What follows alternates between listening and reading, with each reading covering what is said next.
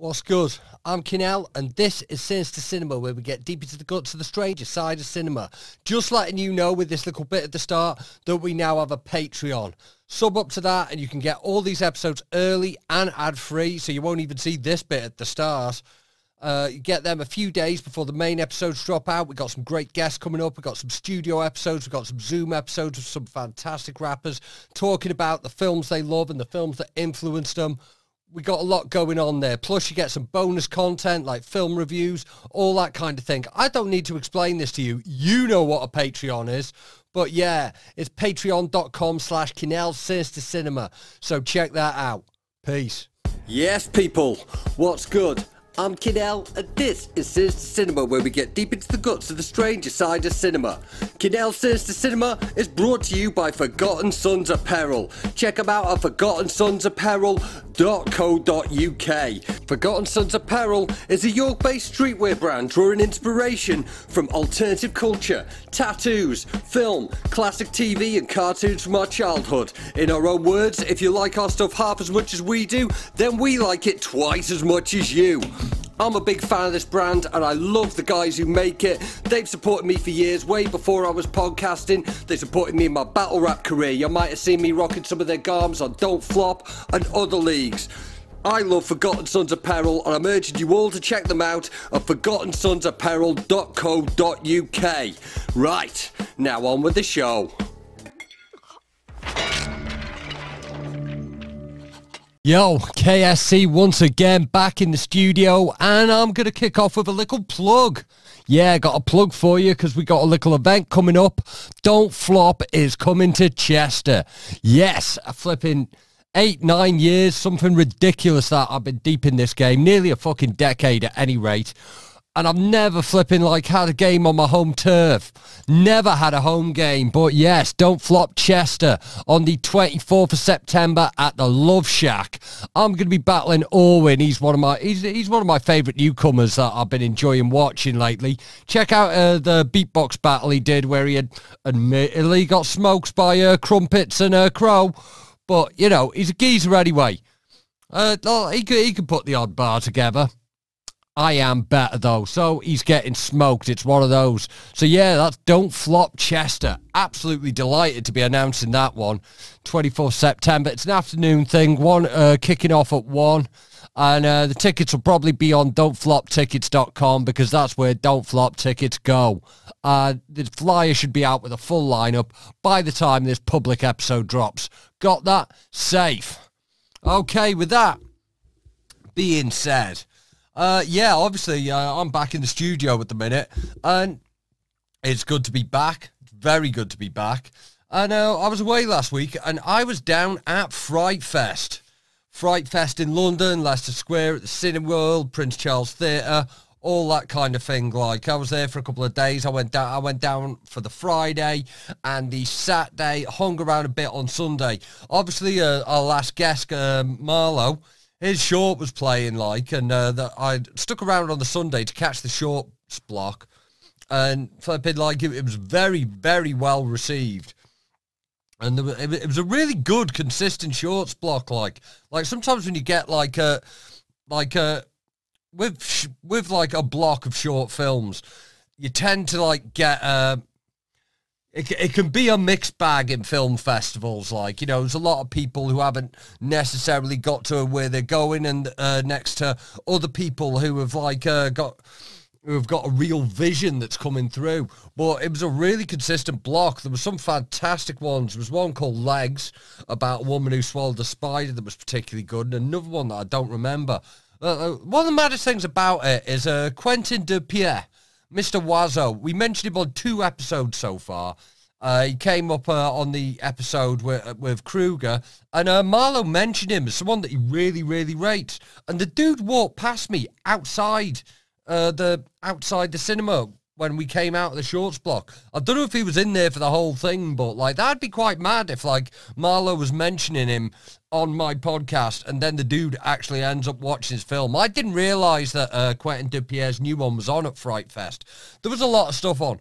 Gonna say, this is my first time going to a film festival of the kind of magnitude of Frightfest, and I'm not very good at being organised with these film festivals yet. I didn't really get, like, how things worked. I just kind of, like, booked my tickets. I didn't even, like, properly look at the lineup, which is stupid, because I missed some absolute bangers that were on the Discovery screens because I just didn't get tickets for them. Like, one of the ones I'm hearing the most about is a film called The Leech with personal favourite of mine, Jeremy Gardner, and an all-round flipping indie horror legend, Graham Skipper. Like, they've got a film called The Leech, and, like, the word on the street is everyone who was at that was like, yes, this is the one. And that makes sense to me because, well, yeah, flipping out everything with Jeremy Garner in bangs. Even if he's only in there for a little bit and it's just like a kind of cameo appearance, he just seems to always appear in, like, cool shit. And so, yeah, that's one of the main ones I missed. Like, I had a great time. Met lots of people that I'd previously only known online, which is like vibes. So like I missed a lot of films through that anyway, because I was chilling in the pub around the corner and all that. Like that's what people do, and it was great meeting all those people. I met a couple of people that checked the podcast. Oh, flipping, seeing someone in the wild say that they watch this or listen to this, man. That's amazing. Like, it really filled up my little heart. Like, you know, I get sort of I've had recognition through battle rap for like years, but you know, it's like battle rap is very much you know, a culture with a lot of things that surround it. Like people consume everything, so it's kind of a more normal thing. Whereas like there's a million horror podcasts, and this is something that I just do for no reason other than it makes me happy. Like, and like to see people like actually say that they enjoy what I do, man. Oh, I was so happy, absolutely buzzing off it. Like, I mean, like before battle rap, you know, I was doing, which, as I said, I've been doing that for like 10 years now. Before that, what was I doing? I was, you know, I was a DJ, and even then, like, you know, I was competitive with it. You know, I always had to DJ on vinyl, and I always had to have the records that no one else had, which is why I kind of went off it in the digital era, because anyone can have anything then. And, like, you know, always trying to, like, flipping make things more complicated. So I started doing this podcast just to have some kind of, like, outlet in my life that wasn't competitive. Like, flipping, honestly, like, flipping constantly, like, being in a mind state of having to compete. It gets to you. After the first, like, 2 or 3 decades, like, you really start feeling it. So yeah, it's just nice to have something like this. But so it was buzzing to see people who checked out. I also spoke to a lot of other people that have YouTube channels and podcasts that I personally am a fan of and listen to regularly, and that was really cool and all. Like, hopefully, like, now I know a few people face to face, I'll be able to get a couple people in. Maybe we'll do some Zoom things. Hopefully I can get people through to the studio, because the studio is just vibes. This is how I like doing it, on the sofa with a beer. So yeah, I had a great time at Frightfest, but as I say, I wasn't particularly good at catching all the films. Like, I only saw a few. So, like, rather than doing, like, some big breakdown, like, if you want a breakdown of, like, everything that's playing, you might check, like, the Evolution of Horror Patreon or something, that they were doing daily updates. They're very good at that. And a lot of other people on their own podcasts shout out, like Drunken Horror. Bumped into Zobo from Our Bloody Obsession, which is like the new incarnation of Zobo with a shotgun. Strongly recommend checking that one out and all. Saw some of the Ghouls magazine heads there. Check out them and all. But yeah, all these other places are great for like big, extensive breakdowns of like the wide variety of films that were played at Frightfest. I'm a bit more useless than that. So what I am going to do is I'm just going to talk you through 3 of my favourites. I mean, I suppose it's like kind of reviews, but I mean, you kind of know what the result of the review's going to be if it's already my fucking favourite, if it's one of my favourites, isn't it?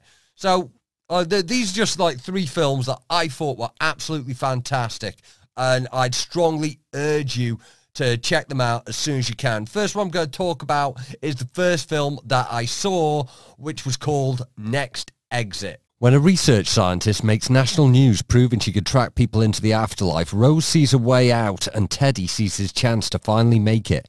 These two strangers, both harbouring dark secrets, race to join the Doctor's contentious study and leave this life behind. While Rose is haunted by a ghostly presence she can't outrun, Teddy is forced to confront his past. As these two misfits humorously quarrel their way across the country, they meet people along the way who force them to reckon with what is really driving them. Alright, so next exit. This one, first film I watched, as I said, this was on like 10:30 on the Shudder screen, like, and like I got up very, very early. You know, the trains have been funny lately to get down there, like, and luckily everything ran on time and I managed to catch this. I was going out my way to watch it, like, and I'm a big fan of Rahul Kohli, who's one of the main characters in this. It's like him and Katie Parker. I'm a big fan of that guy. I think he's flipping brilliant. I was really into that show iZombie, like when that was around. I've started rewatching it again as like, you know, a little chill out, like something to watch at bedtime that I don't have to pay much attention to. And he's always been like really funny in that. And like he's kind of like he's coming into his own at the minute because he's coming into his own at the minute because he's doing all this stuff with Mike Flanagan and that, innit? You know, he was in Haunting a Bly Manor and Midnight Mass and all these things. He's kind of like blowing up from doing that, like, but which is great. But the dude is funny as fuck, and he doesn't really get a chance to like flex it in those shows. It's mad how his like fan base has kind of developed from doing like those Mike Flanagan kind of shows. Because, like, flipping, he gets, like, bare flipping, like, people of all genders flipping, like, thirst tweeting him. It's flipping wild, like, and he's like the king of the nerds, like. If you look at his replies, it's all like, fucking, like, some girl's done, like, fan art of him with his shirt off or something like this. And, like, the picture she's replying to is just him painting his fucking Warhammer figures and that, like, he just loves the shit. He's just all about that kind of bollocks. But I'm a big fan of that guy, which is why I wanted to, like, make sure I got down first thing in the morning to catch this next exit. And I didn't know a lot about it other than that. Like I say, I did virtually no research. I just rocked up to the thing. But, yeah, this film was an incredible piece of work. It's the directorial debut of Marley Elfman, who I believe is the daughter of Danny Elfman, the composer. Does all like Simpsons theme, all that kind of thing, and it's one of them. Like I don't know if I'd have been so eager if I'd have known if it was the debut of like the daughter of like a film person, because you know that doesn't necessarily guarantee quality. Just because someone it does feel a bit of a nepotism kind of thing, and like some people just, you know, they get their first gig through nepotism and it just turns out that they're fantastic artists anyway as a result of, like, growing up around the industry. But, you know, I got to say, she absolutely flipping took the roof off with this. Like, the central conceit of it is it's not really much of a horror film other than ghosts exist in it.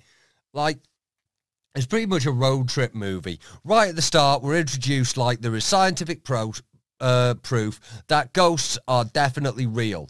So that's the sort of central conceit in this. And now we need to do a bit of research.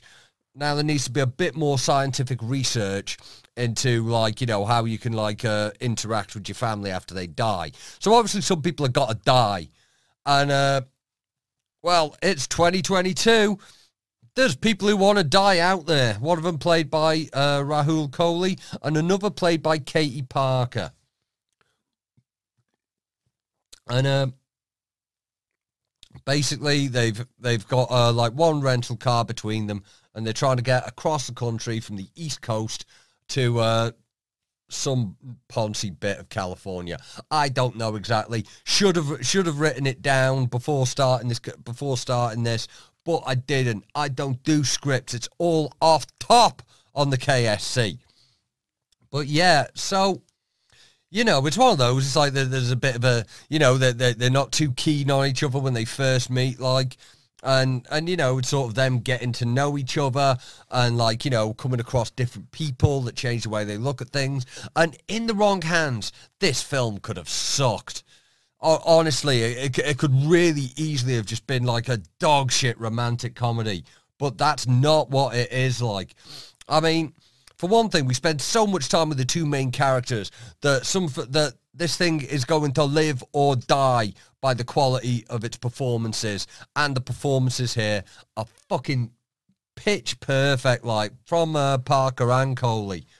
Honestly, flipping, like, this is a bunch of like you got to bear in mind, like, this is like first thing on the Friday, you know, the biggest cinema screen I've ever seen in the middle of in City World, Leicester Square, absolutely rammed out with horror fans. These are some desensitized ass motherfucking people. We have seen a lot of killings. We watch so many horror movies that we're going to watch festivals to watch more horror movies.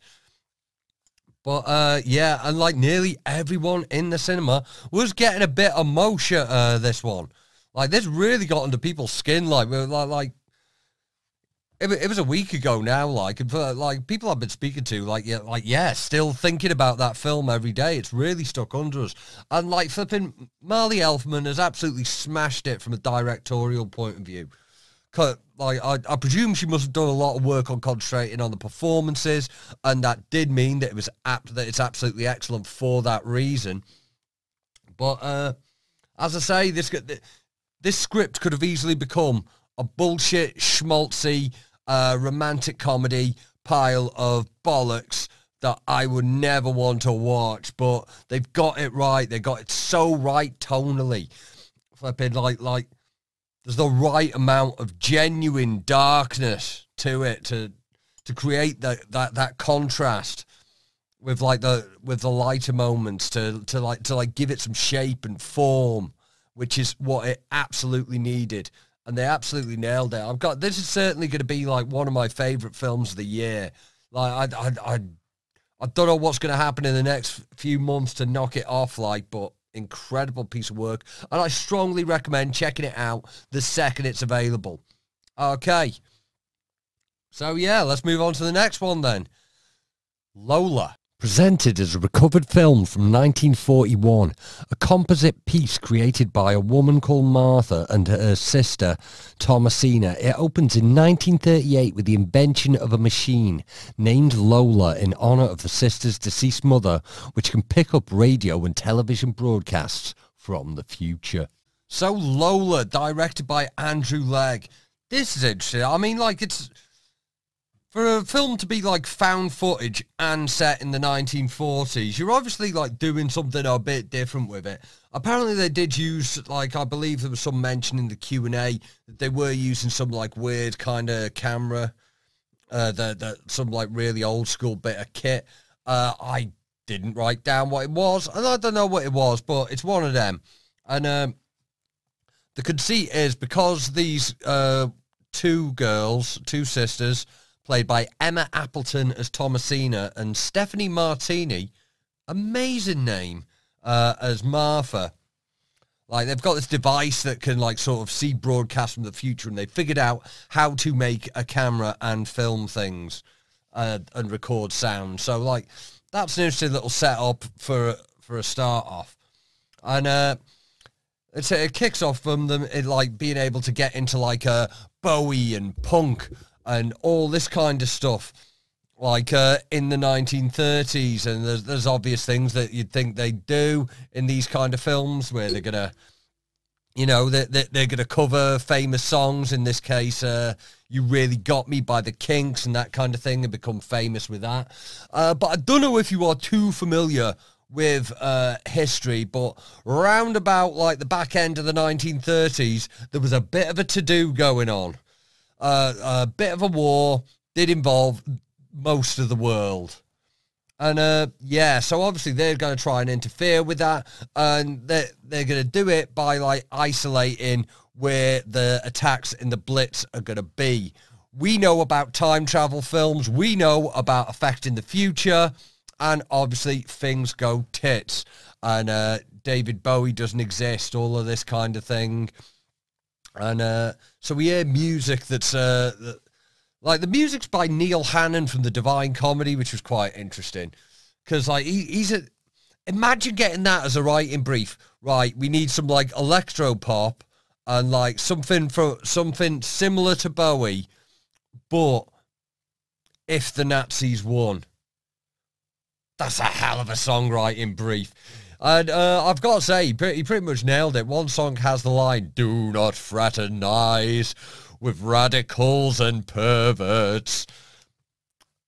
Excellent, like, fucking, that must have been so much fucking fun to write. He really, like, managed to nail that. But, yeah, with a film like this, you're kind of always going to be concerned that it's going to be, like, too high concept to actually have anything good or relatable or impactful in it. It's just too busy, like, doing whatever shit it thinks is clever. But that's not the case here. There's a very, very good piece of work. Like, it's a British film. It's all black and white. And, like, I really like what they've done with, like, I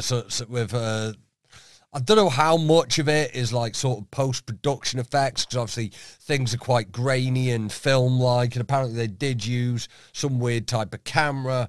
But, I don't think they were editing film that was actually, like, burnt and, like, very physically scratched. Surely, like, that'd be such a pain in the arse. Plus, you'd run the risk of bollocks in the whole thing. So I assume a lot of it was done in post-production, but they managed to, like, get it looking really convincing. This is another one that pretty much hangs on the performances. And the two main performances managed to hold it down. Like, you know, these characters, these, like, two young girls, they're very likable. They're very likable. I don't always need likable characters, but like it. This is another way. It's kind of like flipping the whole found footage thing on its head, because, like, found footage is what is I've said it before. It's a genre that kind of, like, lives or dies by the likability of its characters, because you have to spend with a lot of found footage films, you have to spend, like, a lot of time with them. And, like, this is why a lot of people struggled with Dashcam, for example. And it's kind of bizarre that the original found footage film was Cannibal Holocaust, where, like, all the characters in it are completely reprehensible. It's a rule with exceptions, but it is generally a rule. And I've got to say, they managed to make these characters, like, relatable, which is something that's quite rare for me in, like, fucking, like, anything set in the 30s or 40s. As well, like, because I mean, like, flipping, you know, normally they're, like, talking in, like, some weird fucking posh way. And I'm thinking, there's no way, like, people from, like, working class communities would be talking like this. But, and, like, so I can't, and, like, I'll be honest, I just never really care what happens to posh people, ever. So, like, the conceit where these two sisters have had the influence of music in the future of Bob Dylan, and have heard buzzwords and catchphrases from the future, and, like, can use, like, slightly more modern slang, like, provides a kind of relatability that that's, you know, you're not really going to get in much shit set in the 1940s unless you were born in the 1940s. So, like, I think they managed to get the most out of quite a heavy conceit. I don't think this is the only found footage film set in the 1940s. I'm sure there's one about, like, fucking Hitler with a load of werewolves or something, like. I can't remember the name of it. It was on Shudder at some point. It was one of those things that you watch, because when I had Shudder, I didn't have a VPN, so you got the limited selection, so you're just trying any old bollocks. It might have been something called, like, Frankenstein's Army or some shit like that. But yeah, anyway, I wasn't too keen on that one. This, I like it a lot. Neil Hannon did show up for it, geezer from the Divine Comedy, and also did the theme tune to Father Ted. How disappointed were you when you found out that was a full song with fucking dreadful singing in it? Terrible scenes. But yeah, he did show up and, like, kind of disappeared like a few minutes later. I think like in the cinema. He also did briefly appear in the film, but he also did in the cinema, like, because, like, they were running, like, two screens. There was, like, the Arrow screen, which was for people who had the, the full weekend pass. If you were buying, like, day tickets or like individual film tickets, you'd be in the Shudder screen. So it was all the friends of the family there. Like there was some like really old looking fucking people in front of me. Like I think he brought his fucking parents along for it or some shit. So we kind of like turned up, sort of said hi to some people, and then fucked off halfway through the film. I didn't speak to him, but I haven't really got a lot to say to him anyway. Fuck knows. But yeah. He's done like the songs were fucking like the original songs were some of my favourite things about this, which is fucking wild because I don't like his music. But he got this right. He had that assignment, like flipping like Hitler electropop, and he nailed it, man. Maybe that's the way the Divine Comedy should go. They should come back and just really concentrate on, like, you don't have to be fully far right. Maybe just a little QAnon. Maybe talk about Epstein. You know, this kind of thing. Go that way. I don't know. He is quite posh, though, so I don't know how many degrees of separation there is between him and the island. Like, I'm assuming this exclusively off how he talks and his fucking haircut. Yeah, I kind of lost direction a bit there. So, yeah. Anyway, Lola, also a banging film. Hopefully that gets picked up for distribution soon, and you should see it. And final film I am going to talk about is Benson and Moorhead's Something in the Dirt. When neighbours John and Levi witnessed supernatural events in their Los Angeles apartment building, they realised documenting the paranormal could inject some fame and fortune into their wasted lives. An ever deeper, darker rabbit hole their friendship frays as they uncover the dangers of the phenomena, the city, and each other. As I mentioned on the Marlowe episode, I am a massive Benson and Moorhead fan. I got all their other films on Blu-ray, and I got to say, with Something in the Dirt, the boys are 5 for 5. They have not missed. You'd think that'd be enough to get me to watch some of the Marvel stuff they've did, but I'm not going to. Regardless, though, they've absolutely smashed this one. This is like their lockdown film, and like we're still seeing a lot of lockdown films and like COVID-y films, like and like they've started developing tropes and that, like. There was a film on called Harbinger, which everyone else seemed to like a lot better than me. It was like a bit too early COVID, a bit on the fucking nose with it. The fucking villain was a plague doctor, for fuck's sake. And, it was like sort of set right at the start of fucking COVID when we all thought that it was definitely gonna kill people instantly and all this kind of mad shit. But regardless, we're not talking about Harbinger here. We're talking about Something in the Dirt. They hadn't really gone down the COVID route with it. They just like made a film that within the capacity of what they could do, and it's they've started in it's sort of like possibly in the Endless Resolution verse, possibly, because there's some weird shit going on there, and like all their films, it isn't really explained. It's just about the main two characters that were played by Benson and Moorhead, and it's sort of set in two flats, like one above the other in LA.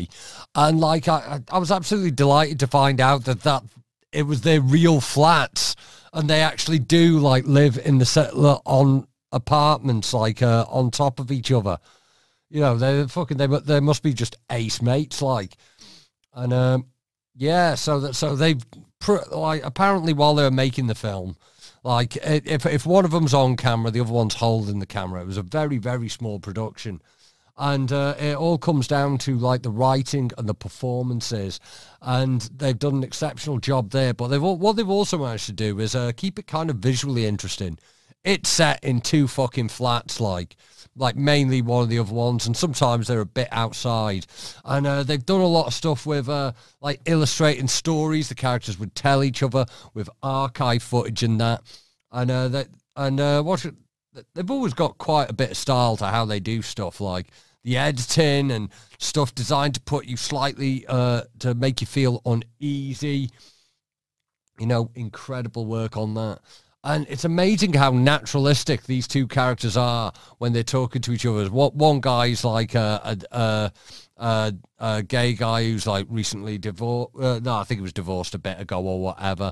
And the other guy's a bit of a burnout who's like working as a barman, all this kind of thing. And there's a lot going on. There's like stuff slowly gets revealed about their pasts and things they become involved with as they get to know each other and try to create this documentary phenomenon. And there's kind of like a conceit where like part of the film is the film and another part of it is the documentary, and it's unclear, like, you know, if you're watching like reenactments in the documentary or the actual events. And like they've said in interviews themselves, there's two ways of interpreting it. Now, whilst this does sound like kind of up its own arse, it's just done well enough that doesn't, because that doesn't have any kind of negative effects or negative impacts on it. In fact, it just works. It just works because it's a film about phenomenon that you don't understand, like how they managed to do, like, it's interesting. It's interesting. Like I hear the term cosmic horror applied to like pretty much all their films, and like obviously the last one they were coming on the back of was like the one with Anthony Mackie. We had Synchronicity. That was quite a big one. So like it's one of those, like, you know, how do you go back to just making a film in a flat with two guys? And the answer is you've just got to be as good as Benson and Moorhead are. They've smashed this one out the fucking park. It's an incredible piece of work. The boys are 5 for 5, and I will be buying this the second it's available, because obviously I'm in that limbo the collector's limbo when you own every like part of a franchise or every part of a director's work, and then they put a new bit out, and you've got and there's that weird little interim before you can have a complete collection again. My Benson Moorhead collection will be complete the second it is possible to do so. So yeah, those are my 3 favourite films from Frightfest. Other things I saw Harbinger and that kind of thing, and like some of the shorts were great. And shout out to Dog Soldiers and all. Dog Soldiers, flipping 20 years old, would you believe? Like, yeah, I remember like renting that on DVD, like flipping. It was in Bangor. It was just like when we rented our DVDs from like the back of a corner shop in Upper Bangor, like. And like we're not even a video rental shop, like, and it's always that special place of my heart. I really love that film, like, because of the performances and the scripting. Like Neil Marshall, like, he did The Descent, which is banging, and kind of fell the fuck off after that. But Dog Soldiers still fucking rules. So it was great to see the 4K presentation, and I got to spud the big man himself. Sean Pertwee rocked up and all, like, and. The fucking characters in that, like, the fucking, like the fucking, I suppose this was, like, the back end of, like, the kind of, like, Loaded era, the kind of Lad Mag era, so, like, just, like, lads bantering, like squaddies bantering with each other and fucking insulting each other and taking the piss and roasting each other, and it's just a good vibe that we don't really get in films that often. You don't really see, like, because, like, you know, a lot of, like, you know, bantering doesn't really move the plot along, but it certainly makes the characters a lot more likable and relatable, innit? But yeah, fucking Dog Soldiers, I love that. I'm going to be copying that second sight at 4K, definitely, because it looked gorgeous on the big screen.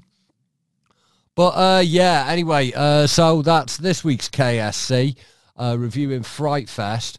I had a great time. I'm going to be there next year. I'm probably going to, like, book some time off and do the full weekend next year. So I'm probably going to have to start saving now, because eating and drinking in Leicester Square, it's not cheap.